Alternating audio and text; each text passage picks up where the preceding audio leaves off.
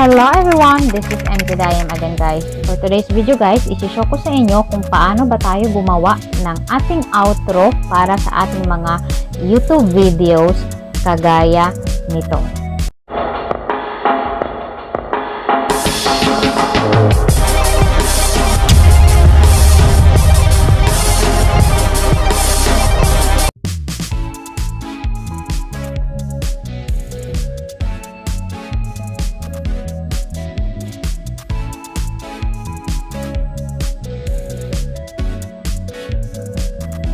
So, ayun nga guys, start na po tayo. As always I said, punta tayo dito sa malaking circle na may plus sign. And then, choose 16:9. And, punta ako dito sa may media. Kuha ako ng background. And then, black. And then, check. And then, si black, i-adjust ko siya hanggang 8 seconds. And then, check. So, ang gagawin ko uli, pupunta ako dito sa may layer. And then, dito sa my media. And after that, punta ako dito sa mga dinownload ko na neon name letters ko. Yung neon na mga letters na dinownload ko from Google Chrome. So, ito siya. So, first is MJDIM. So, M. Since na MJDIM ang isusulat ko guys, o yung ang gagawin kong neon and outro. So, ang gawin ko dito next is i-cropping ko siya. And then, ayan po. Itira ko lang yung M. Ayan. So, yan. Ipapagitna ko siya konti.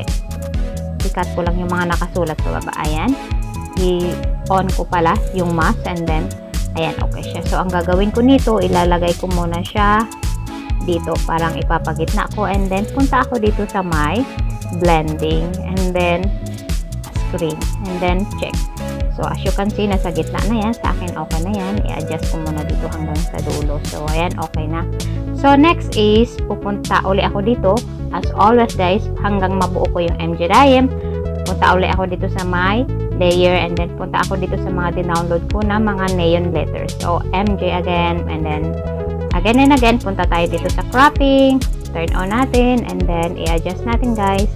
Ang kunin lang natin ay yung J. Ayan, and then, check. So, ayan, ilagay ko siya dito. So, ang gagawin ko next is, punta muna ako dito sa may blending, and then screen, then check. Ayan, blending at saka screen lang guys. So, ngayon, itabi ko siya as, yung channel ko is MJDIM. So, ganun lang guys, tuloy-tuloy lang siya guys, hanggang mabuo yung name ko na MJDIM.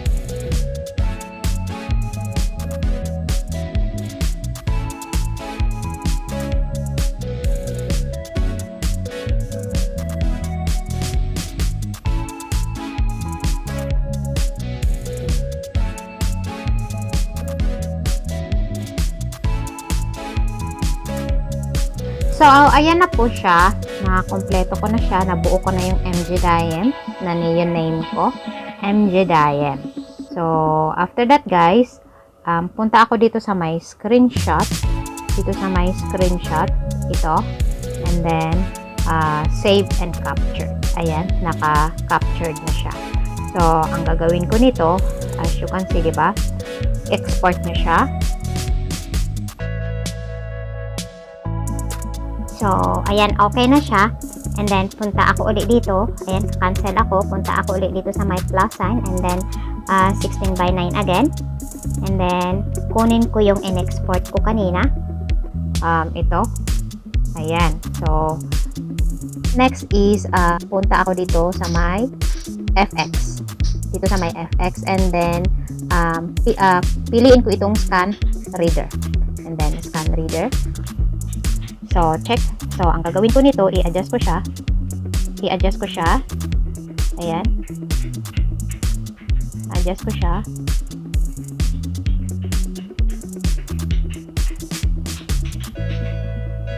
Adjust ko siya, guys. Adjust ko siya. Palakihin ko siya. So, as you can see, diba? So, sa akin, okay na yan siya. And then, i-check ko siya. I-play natin, guys. So, ayan, okay na siya.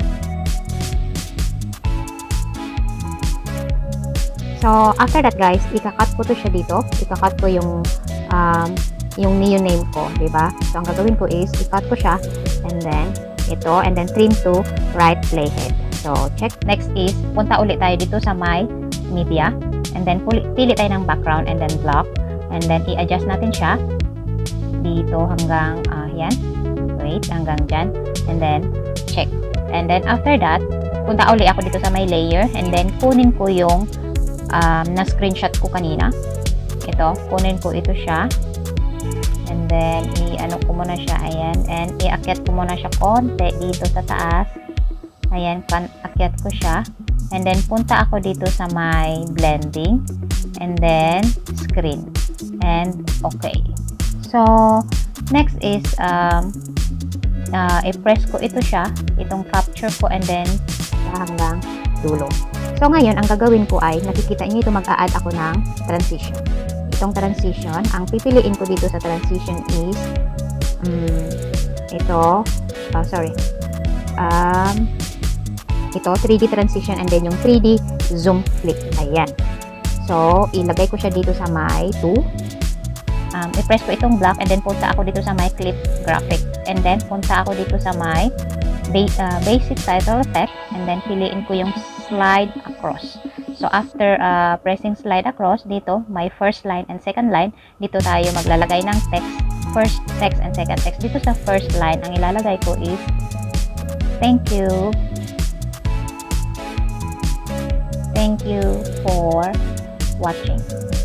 And then, A, pili ako dyan, and then dito ako sa display, and then bangers regular, and then check.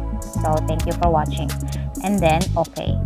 So, dito naman ako sa second line. Ang ilalagay ko dito na text dito sa second line is, please like, share,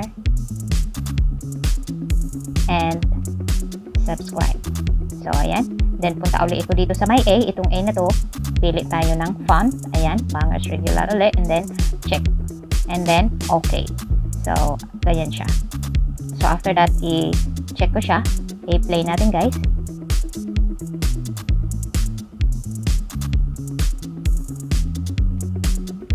Then, i-cut natin dito. Adjust ko muna ito. Ayan, 2 na siya. Then, okay. Lagay ko siya, ilagay sa 1.5.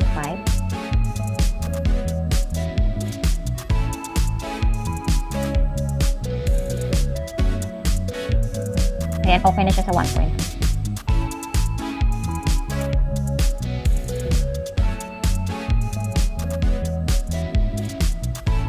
So, after that, guys, ay maglalagay tayo ng sound, ng effect, or ng background. So, ayan, guys, ito yung piliin ko, yung Neon Animated Sign Creator Intro. And then, check.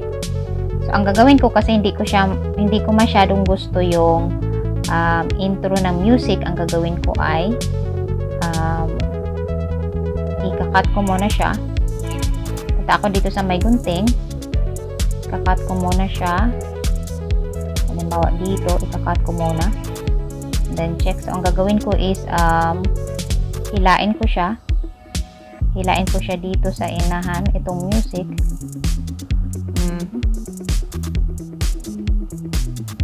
Ayan. So, play ko siya.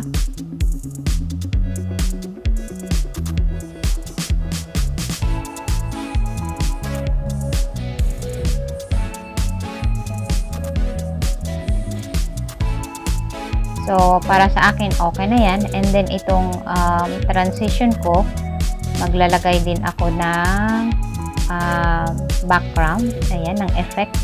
So, punta uli ako dito sa my music. Hanapin ko yung effect para sa transition ko. So, ayan. And, okay. I-play ko siya. Ayan.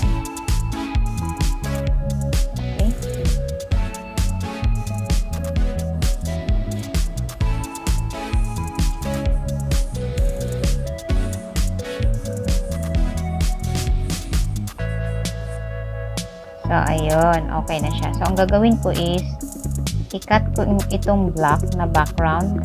Ayan, cut ko siya. Trim to right playhead. Ayan. And then, itong music. I-trim ko rin siya, guys.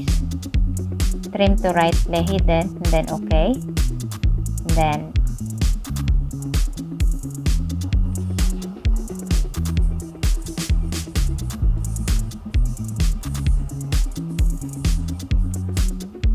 so, ganun lang siya kabilis guys. 10 minutes outro. Ayan.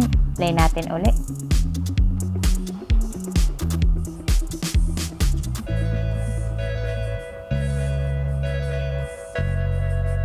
So, ganun lang siya kabilis guys. Ganun lang kabilis ang gumawa ng name, neon, outro.